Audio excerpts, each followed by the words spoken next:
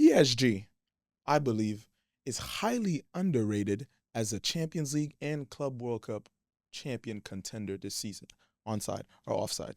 Onside. Onside. Allez, blue. I completely agree. When I look at PSG this season, it's exciting because I covered Ligue 1 for a couple years, and the difference between the team that I'm seeing now than the team I saw a couple years back, and dare I say that when they had the Galacticos, because I know it's like a Real Madrid thing, but like the Neymars, the Messis, the Mbappes, they look like a team, and we saw it in the first leg in the Champions League. They lost 1-0 to Liverpool, and then went on the road to one of the most difficult places to and go play, whereas old PSG would have folded and crumbled.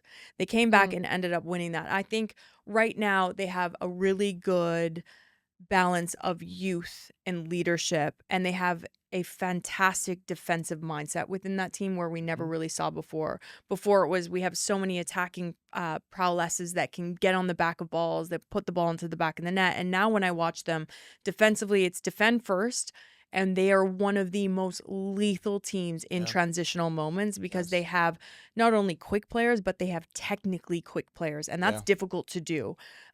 It's such a joy to see because I know, being in and around PSG, you played in France, the pressure, the immense pressure that they have on there, the amount of money that they spend on the players to show up, and the amount that they won a Champions League. They've never won one. Yeah. And they pump money into this club because that is the ultimate prize from them. They win the league every other year. Every year they win the league. There's no one ever close to them.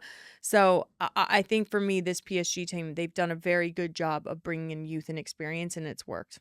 I was going to say also, again, not to try to make everything about Barca, but their manager, Luis Enrique, also knows what it's like to win. Yeah. I think that when you bring in that winning mentality and that experience. But they have brought in winning mentality through coaches before. It's different when you have players.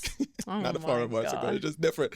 It's different. But also, I'll say, though, in all seriousness, that I think I'm liking that Dembele, I feel, is stepping up to the task that's been handed to him for so long. I feel like he's such a talented player. And I think when a truly ambidextrous player too.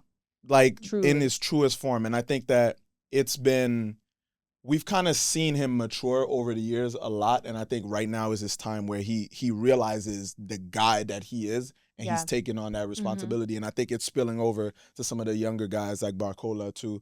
And it's shaping out to be a different PSG than we've ever seen, which is crazy to say because they literally had Neymar and Mbappe and Messi all together and weren't able to have people, the 3Ms. Feel that confidence, I think with that point, when you have superstars like that, though, that defines your team. That defines how your team plays. You get them on the ball. You're going to give Messi the ball anytime you can. You're going to let Mbappe run. You want Neymar to combine.